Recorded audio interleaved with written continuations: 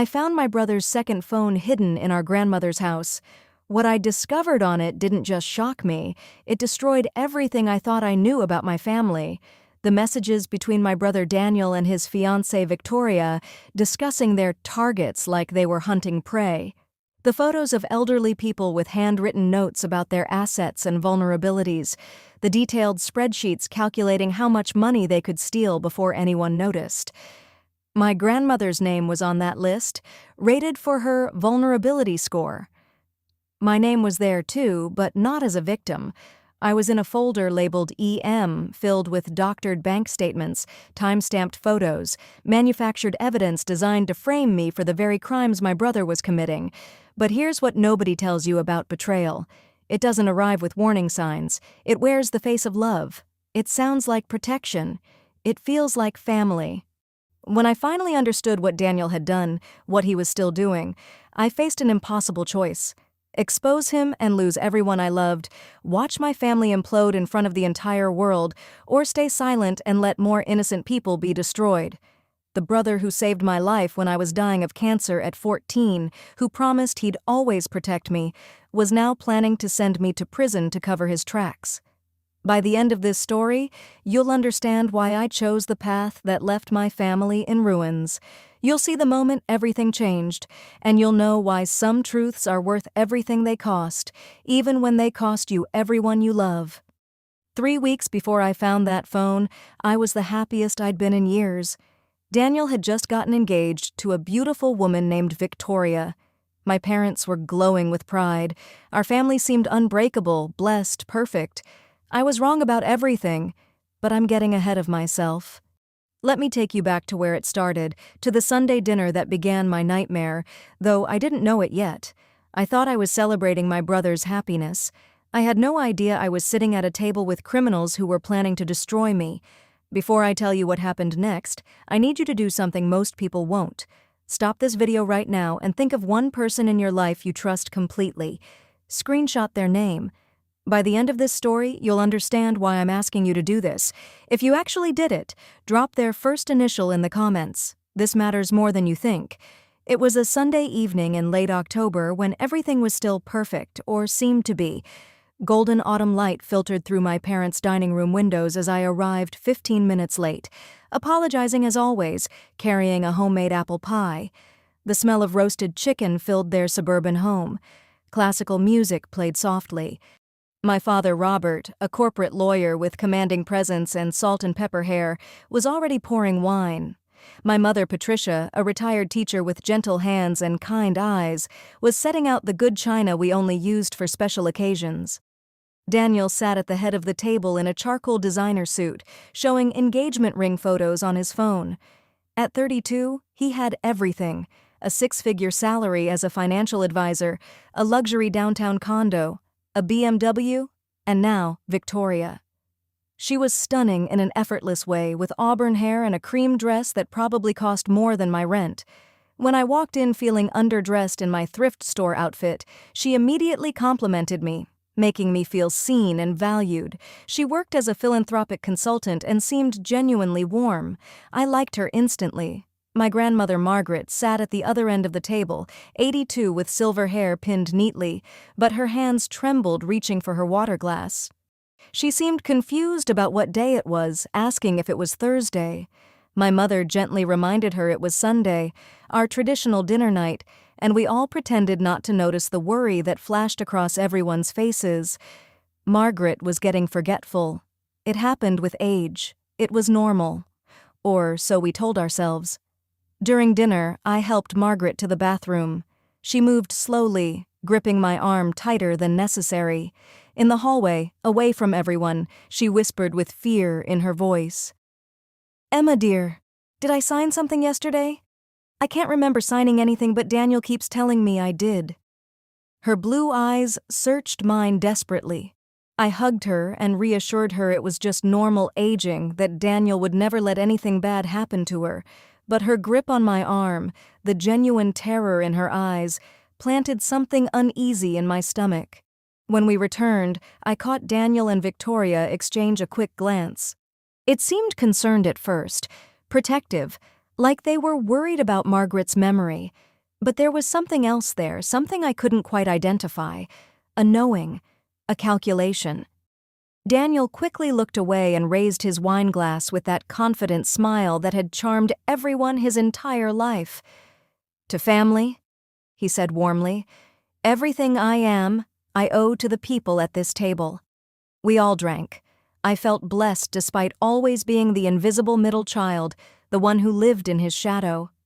I genuinely loved my brother. I had no idea that in 3 weeks, I'd be watching federal agents put him in handcuffs. You need to understand something about Daniel and me to understand why I trusted him so completely. When I was 14, I was diagnosed with acute lymphoblastic leukemia. I spent 9 months in hospitals, losing my hair, my strength, my sense of who I was beyond the sick kid. The treatments were brutal. I watched my parents age years in months, mortgage their house for my medical bills, heard them crying when they thought I was asleep. Daniel was 18, about to start college on a full scholarship, but he deferred for a year to stay with me. He visited every single day in that sterile hospital room with its beeping machines. He brought me sketch pads because I loved drawing, held my hand through chemo when my parents had to work, sat with me through the worst nights. One night when I was at my lowest, when doctors had quietly prepared my parents for the worst, Daniel leaned close to my bed and made a promise I never forgot. "You're going to beat this, Em, and when you do, I'll always make sure you're taken care of. That's what big brothers do. I promise, no matter what happens, I will always protect you." That promise shaped everything. It made me trust him completely. I survived. Daniel went to college and became wildly successful. And through it all, he stayed devoted to our family. Sunday dinners, helping grandmother with her finances. He seemed like proof that good people could succeed without being corrupted. That's why, when the first crack appeared, I dismissed it immediately. A week after the engagement dinner, Margaret called me. Her voice sounded thin and worried. "Emma, I'm looking at my bank statement and there's a withdrawal for $25,000 I don't remember making. Did I give that to someone?" My stomach tightened, but I kept my voice calm. I drove to her Victorian house where we'd spent countless childhood afternoons. We sat in her study surrounded by family photos and half-finished crossword puzzles, going through bank statements, multiple large withdrawals over 6 months, $25,000 here, $30,000 there. Margaret had written notes for Daniel's firm, investment, but she couldn't remember the details. I saw Daniel's signature on transfer authorizations. He had financial power of attorney. That made sense. He was helping her manage money in her old age, but something felt wrong. I called Daniel. He was smooth, reassuring. "Em, I would never let anything happen to Grandma. You know that. Trust me." He explained she wanted to invest in secure bonds. Everything was documented. I felt guilty for questioning him. Of course there was an explanation. This was Daniel, who saved my life, who promised to always protect me. Days later, I met Victoria for coffee to discuss bridesmaid dresses. She seemed genuinely interested in my graphic design work, my nonprofit clients. When I mentioned Margaret's confusion about the withdrawals, Victoria was understanding. "Financial stuff is complicated. Daniel's handled wealthy clients for years. I'm sure there's a boring explanation." I felt reassured. We bonded over wedding planning. Victoria seemed so genuine, so kind. I had no idea she was the mastermind behind everything. Then the letter arrived that changed everything. Medical billing for a follow-up procedure due to my leukemia history, advanced imaging and potential biopsy. Cost, $15,000. I wasn't worried. I had the trust fund my parents established during my treatment, $200,000 set aside specifically for my long-term medical care. I called my parents to access it. There was a long pause. My mother's voice cracked. "Honey, we need to talk about that. Can you come to dinner tomorrow? Just us?" My stomach dropped. The next evening, I sat at their kitchen table, no formal dining room this time. They looked exhausted, older than I remembered. My father started slowly. "The trust fund has had some complications." My mother was crying. "We didn't want to worry you." "How much is left?" I asked. Silence. My father tried to explain about unexpected expenses, house repairs. How much is left? I repeated. My mother whispered, Nothing. It's gone, sweetheart. But we're handling it. We took out a home equity loan. I couldn't breathe. My trust fund for cancer follow-up is gone? All 200,000? My father became defensive. Daniel helped us make some investments that didn't pan out. We trusted his expertise. Daniel knew about this. He'd been involved. My mother tried to justify it. He felt terrible. But he explained that with your health being stable, it made sense to use that money to help the family. Help the family? That was my medical safety net. That was supposed to keep me alive if the cancer came back. When did this happen? I demanded. About 18 months ago, my mother admitted. I left abruptly, sat in my car, shaking. I called Daniel repeatedly until he answered, irritated. I'm at dinner with clients. What's wrong?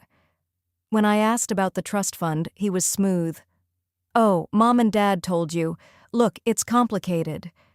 He tried to explain about investments that would have recovered. I need that money for my health, Daniel. He became dismissive. Don't be dramatic. You're fine. It's been 10 years since treatment. The trust fund was just sitting there for emergencies, which I was having. That night I couldn't sleep, Googling financial power of attorney abuse. Stories similar to Margaret's situation appeared everywhere. A disturbing realization formed. What if this wasn't just poor financial advice? What if something much darker was happening? The following Wednesday, I went to Margaret's house to help organize medications. She was having a difficult day, more confused than usual, calling me Patricia. While looking for insurance cards in her study, I accidentally knocked over a decorative book that was actually hollow. An iPhone fell out with a cracked screen. Not Margaret's usual flip phone. My instinct said leave it alone, but something pulled me to look. I unlocked it with her birthday. What I found made my blood freeze. Banking apps showing multiple accounts under different names, encrypted messaging apps with conversations between DC and V. I opened the messages, hands shaking. Henderson transferred $30,000 today. Old man doesn't even check his statements anymore. The response, perfect. Morrison is meeting me tomorrow. I'll get him to sign the POA. This one's worth at least $150,000. I scrolled through more messages, my heart pounding. Photos of elderly people with handwritten notes. Net worth, $400,000. No family. Dementia diagnosis. Perfect target. Then I saw a photo that made everything stop. My grandmother Margaret with a note. Family trust. $200,000 liquid. More messages revealed everything. Can't believe how easy this is. These old people just hand over everything. Your finance bro persona is perfect. They think you're protecting them. When we hit 2 million, we disappear to Costa Rica like we planned. DC was Daniel Carter. V was Victoria. I photographed everything with trembling hands, photos so blurred I had to retake them. Margaret appeared in the doorway. You found Daniel's phone, didn't you? She was crying. I knew something was wrong, but he's my grandson. I kept thinking I was confused, imagining things. I hugged her. You weren't imagining anything. I'm going to fix this. She admitted she'd found the phone in his coat pocket 6 months ago and hid it. I raced home and backed everything up to encrypted cloud storage, spending all night going through screenshots. 17 different elderly victims. Over $1.2 million stolen. Then I saw it. A reference to E's trust fund gambled at Bellagio last November. My medical money, gambled away in Las Vegas. I vomited in my bathroom. The brother who visited me in the hospital who promised to protect me had stolen my cancer safety net to gamble. But the messages revealed something worse. Victoria wasn't a victim or ignorant fiancée. She was the mastermind. Messages showed she scouted vulnerable clients, coached Daniel on manipulation tactics, planned the Costa Rica escape. The sweet woman who asked me to be her bridesmaid, who seemed so genuine over coffee, had designed the entire operation. I called in sick to work, couldn't function. I remembered Daniel's assistant Jason Mitchell quit suddenly 6 months ago. I tracked him down through LinkedIn and messaged him. "Jason, this is Emma Carter, Daniel's sister. I need to talk to you. It's urgent." 2 hours later, he replied, "Does this have to do with the accounts?" We met at a coffee shop on the outskirts of town. Jason looked nervous, constantly checking over his shoulder. I signed an NDA. "If he finds out I'm talking to you," I interrupted. "He stole from our grandmother, and probably many others. I found evidence." Jason closed his eyes. "I knew it. God, I knew it, and I took the money to stay quiet." He told me his story.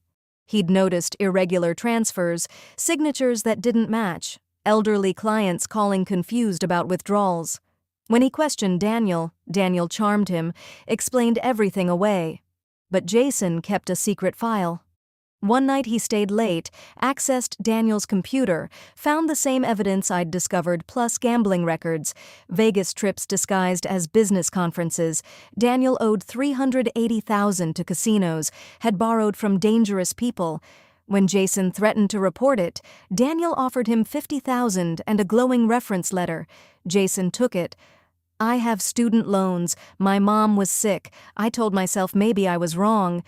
I told him about my trust fund. Jason was devastated. "Oh God, Em, I'm so sorry. I should have come forward." I asked if he could testify if he still had evidence. "I kept copies. Encrypted drive. I've been waiting for courage, for someone to believe me." We made a plan. Jason would contact FBI financial crimes. I'd gather more evidence. He warned me Victoria was more dangerous than Daniel. She's the strategist. I saw her once on a video call coaching him on exactly what to say to a widow.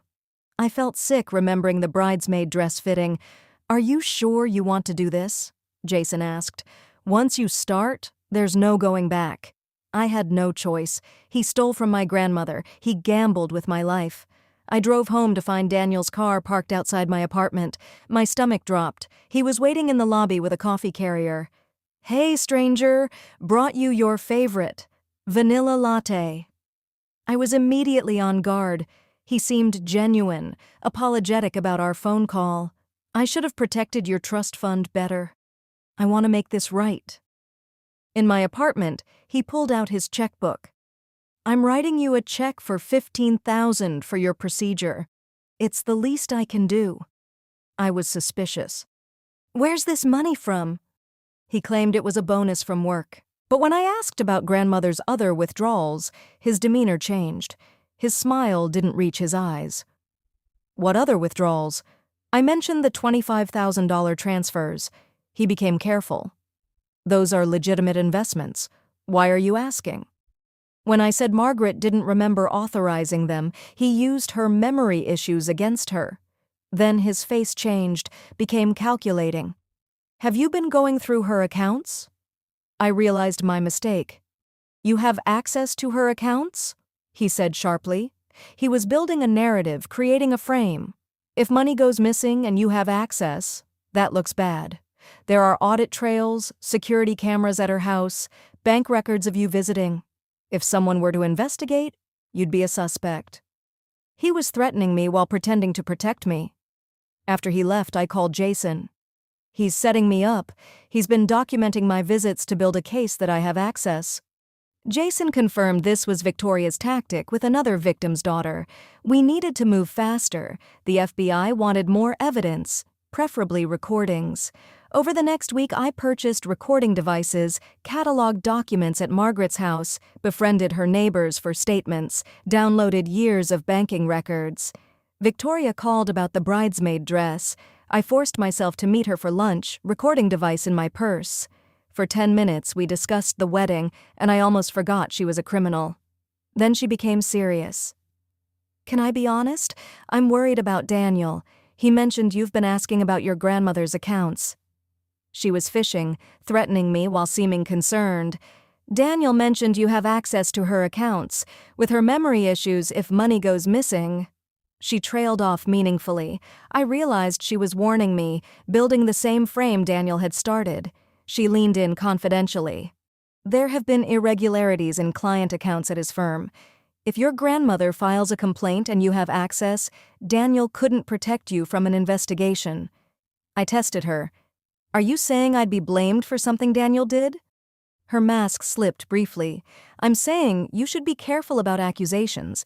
Daniel has documentation, bank security footage, witnesses. She was explicitly threatening me now.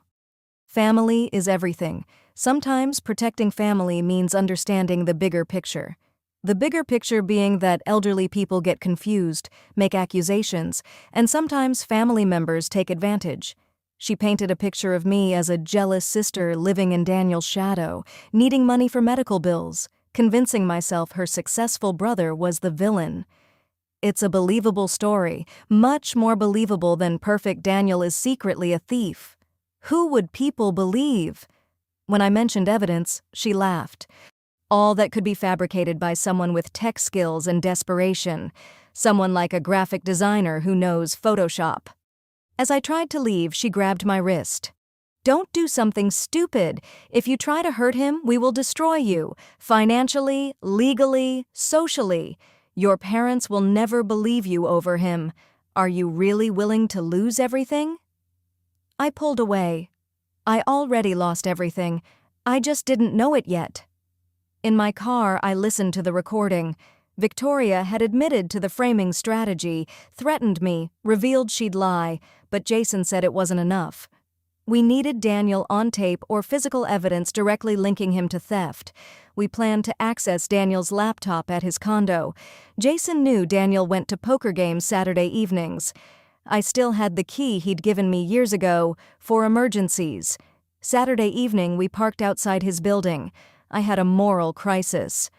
I'm breaking into my brother's home. Jason showed me a news article about an elderly man who committed suicide after losing his life savings to fraud. There's always another victim. We stop him or we're complicit. We entered using my key, the doorman recognizing me. Daniel's condo was sleek, expensive, perfect. Photos of our family on the walls, including teenage Daniel visiting me in the hospital. I stood in front of that photo crying. Who are you? Jason was at the desk trying passwords. I tried several before entering Emma Strong 14, my hospital room number. It worked. Even his password used me.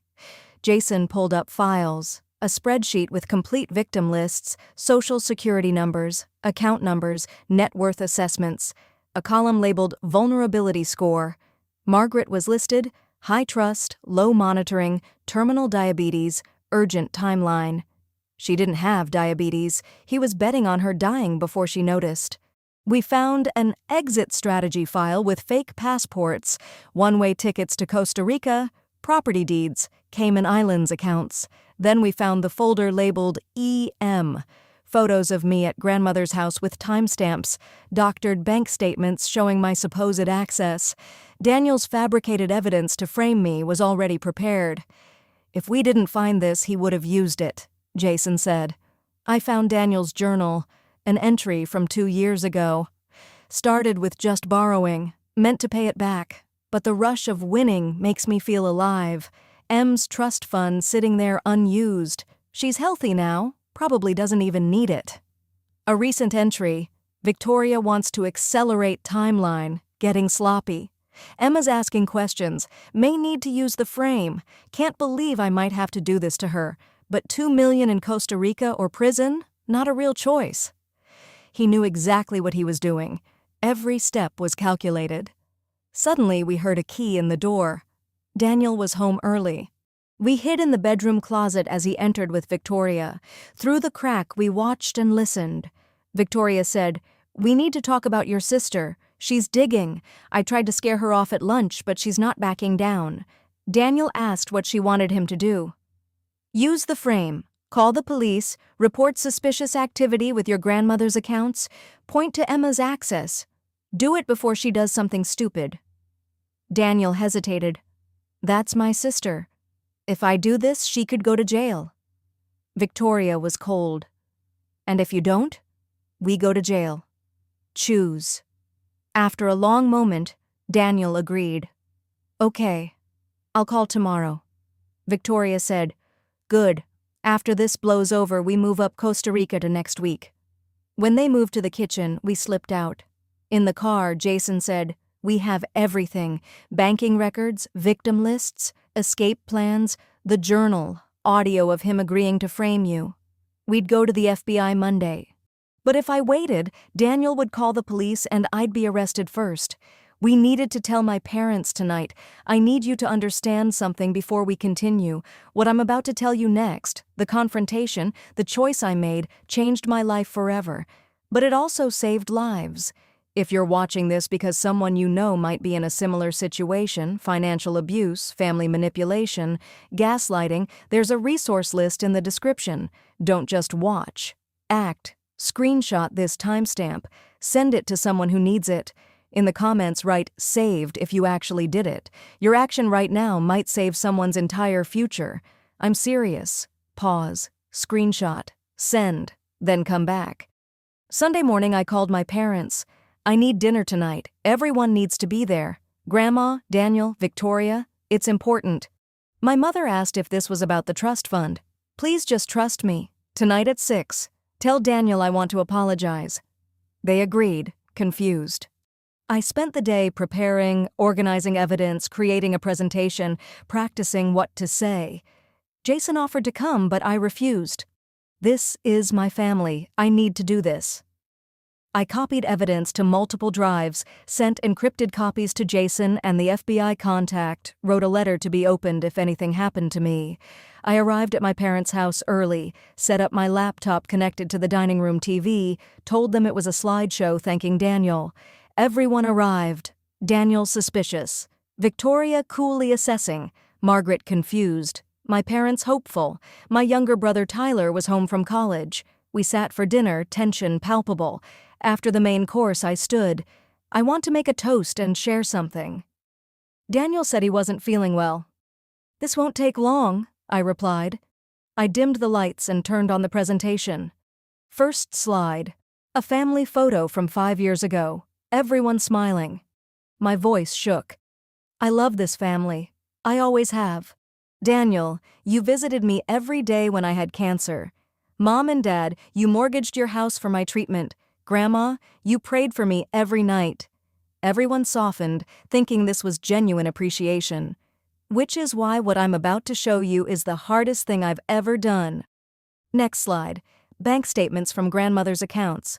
Over the past 2 years, $340,000 has been withdrawn. My father tried to interrupt, but I continued.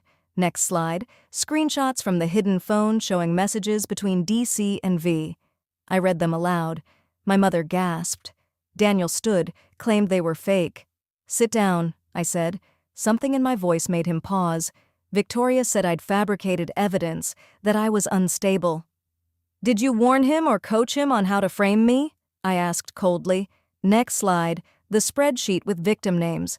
17 elderly clients, 1.2 million stolen, each selected based on vulnerability score. Margaret's name was there. She recognized it with sudden clarity. I showed the note about terminal diabetes, her urgent timeline. I don't have diabetes, she said quietly. I know, I replied. He was hoping you'd die before you noticed. My mother was screaming. Daniel tried to maintain composure, but I showed the next slide. Fake passports, Marcus and Vanessa Stone, flights to Costa Rica. Victoria bolted for the door, but it opened before she reached it. Jason entered with 2 FBI agents. Victoria Hernandez, Daniel Carter, you're under arrest for wire fraud, elder financial abuse, and conspiracy to commit fraud. Chaos erupted. Daniel lunged at me. You bitch! You destroyed everything! An agent restrained him. He tried to claim I had access to the accounts, but my final slide showed the doctored statements he'd created to frame me. I found these on your laptop. The fake statements you were going to give police tomorrow to blame me. Victoria was handcuffed, completely cold, demanding her lawyer. My mother sobbed, reaching for Daniel. There must be an explanation. I showed them the journal entry about my trust fund. My father asked what I meant.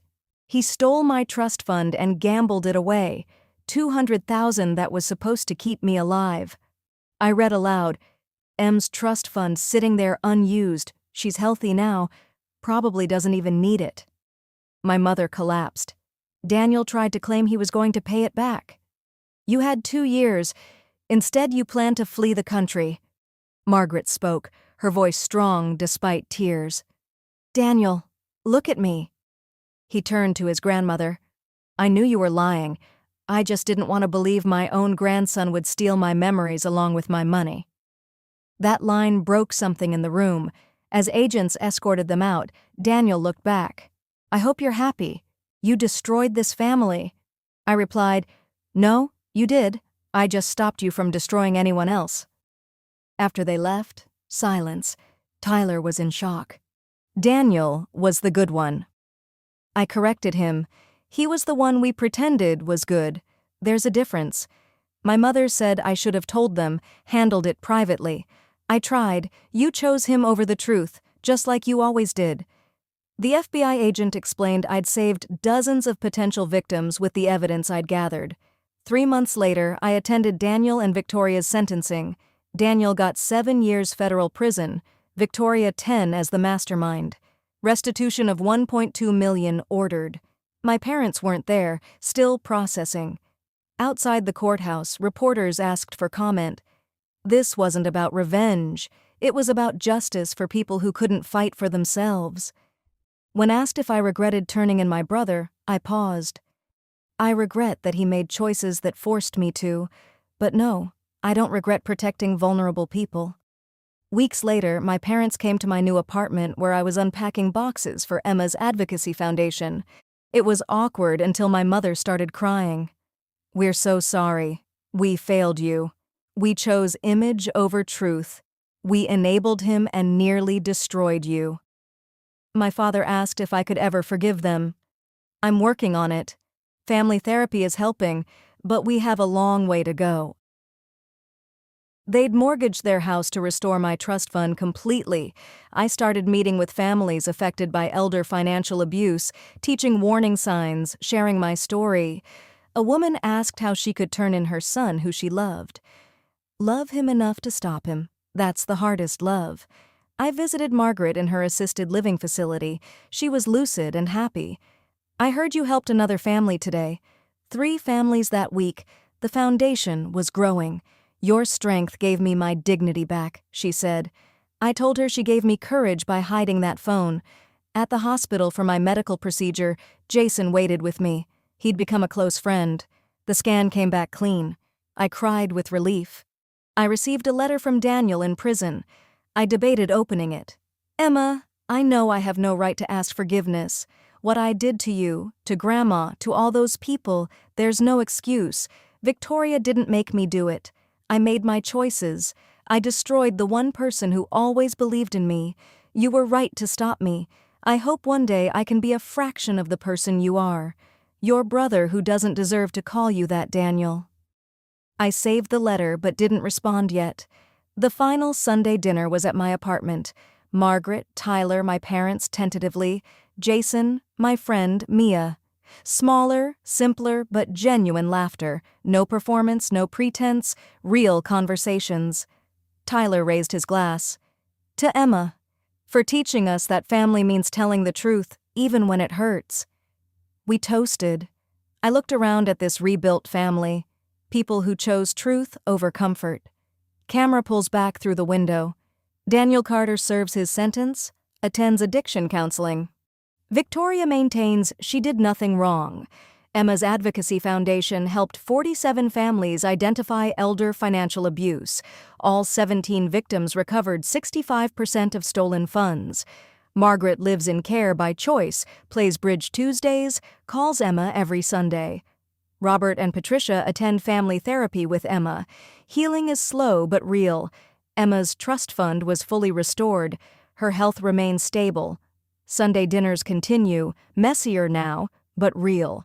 If someone you know is experiencing elder financial abuse, resources are below. The hardest courage is telling the truth when it costs everything, but some truths can't stay hidden.